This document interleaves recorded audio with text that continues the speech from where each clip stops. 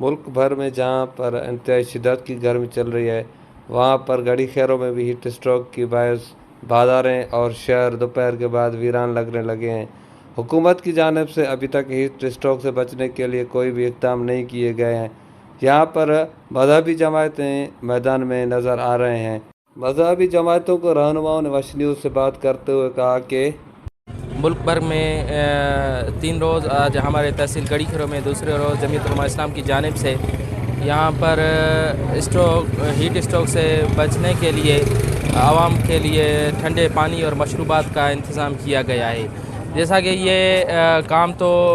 انتظامیہ کا تھا، انتظامیہ کو کرنا تھا، لیکن افسوس کے ساتھ کہنا پڑ رہا ہے کہ ہمارے ضلع جیکب آباد میں جہاں پر 52 سینٹی گریڈ ریکارڈ کی جاتی ہے، ایشیا میں سب سے زیادہ ہمارا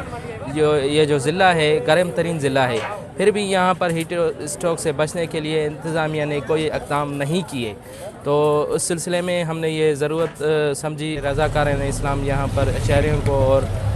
عوام کو جو ہے مسافروں کو ٹھنڈا پانی فراہم کر رہی ہے۔ جو سارتیں کیمپ جو لگائے تھے الحمدللہ شہر واسی ہیں دل خوش بھی شدہ الحمدللہ جماعت حکم سارا جو ماں جو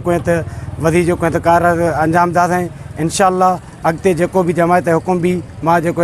ودی جو پروگرام اگ جاری ساری ایر کروں انشاءاللہ۔ رہنماؤں نے میڈیا سے بات کرتے ہوئے کہا کہ یہ ہیٹ اسٹروک سے عوام کو بچانے کا کام حکومت کا ہے، تاحال حکومت کسی بھی جگہ پہ نظر نہیں آ رہا ہے، اسی لیے مذہبی جماعتیں میدان میں اتر آئی ہیں۔ کیمرہ ٹیم کے ساتھ نور جمالی، وش نیوز، گڑھی خیروں۔